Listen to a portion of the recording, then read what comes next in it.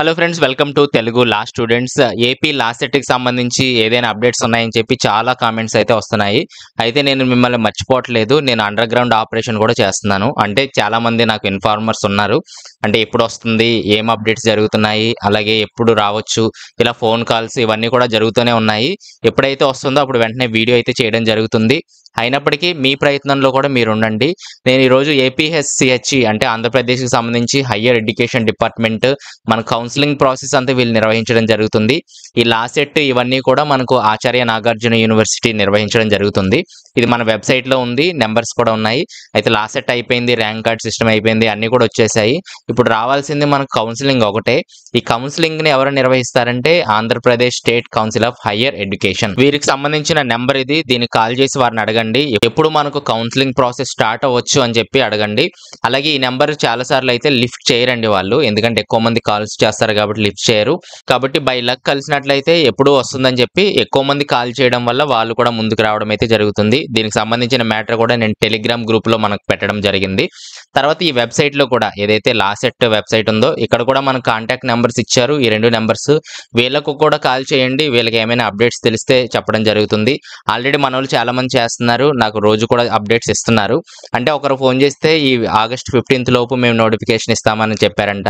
ఒకరు చేస్తే ఈ మంత్ ఎండింగ్, అలాగే ఇంకొకరు చేస్తే ఎప్పుడు ఇస్తామో తెలియదు, టైం పడుతుంది అన్నారంట. కొందరు చేస్తే నెక్స్ట్ సెప్టెంబర్‌లో రావచ్చు అన్నారంట. అంటే వారికి నచ్చినట్టుగా చెప్తున్నారు. అసలు ఎందుకు లేట్ అవుతుంది అంటే ఫస్ట్ రీజన్ ఏంటంటే బార్ కౌన్సిల్ ఆఫ్ ఇండియా నుంచి మనకు కాలేజెస్ లిస్ట్ అయితే రావాలి. అయితే ఇది ఆల్రెడీ వచ్చేసింది.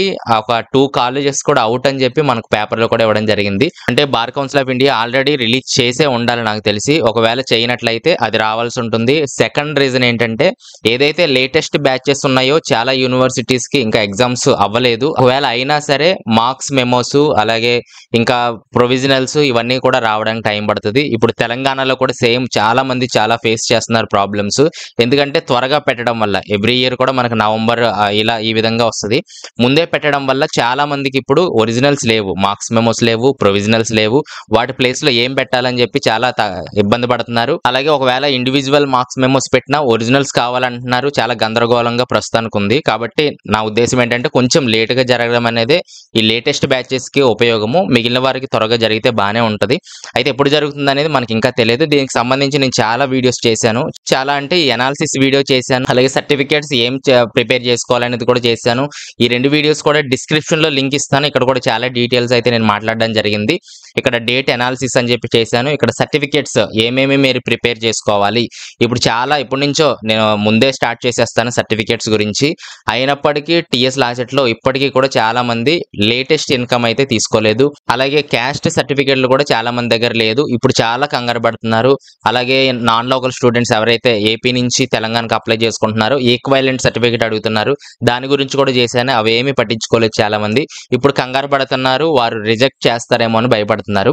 కాబట్టి ఏదైతే సర్టిఫికేట్స్ ఉన్నాయో అవన్నీ కూడా రెడీ చేసి పెట్టుకోండి. ఆల్రెడీ డీటెయిల్‌గా చేశాను. ఏమైనా కామెంట్స్ ఉంటే కింద అక్కడ తెలియచేయండి. నేను రిప్లై ఇవ్వడానికి ట్రై చేస్తాను. అలాగే వీటికి సంబంధించి అలాగే మీరు కూడా కాల్స్ చేయండి. ఏం చెప్తున్నారనేది కింద కామెంట్స్‌లో తెలియచేయండి. ఒకవేళ ముందొస్తే ఈ మంత్ వస్తే మంచిదే, లేదా నెక్స్ట్ మంత్ వస్తే మంచిదే, లేదా తర్వాత వచ్చినా మనకు మంచిదే. వెయిట్ చేయాల్సిందే, తప్పదు మనము. తర్వాత ఈ వెబ్‌సైట్‌ని ఫాలో అవ్వండి. దీని లింక్ కూడా నేను డిస్క్రిప్షన్‌లో ఇస్తాను. అడ్మిషన్స్‌లో మనకు ఇక్కడ లా సెట్ అనేది రావాలి. అప్పుడు మాత్రమే కౌన్సెలింగ్ ప్రాసెస్ స్టార్ట్ అయినట్లు.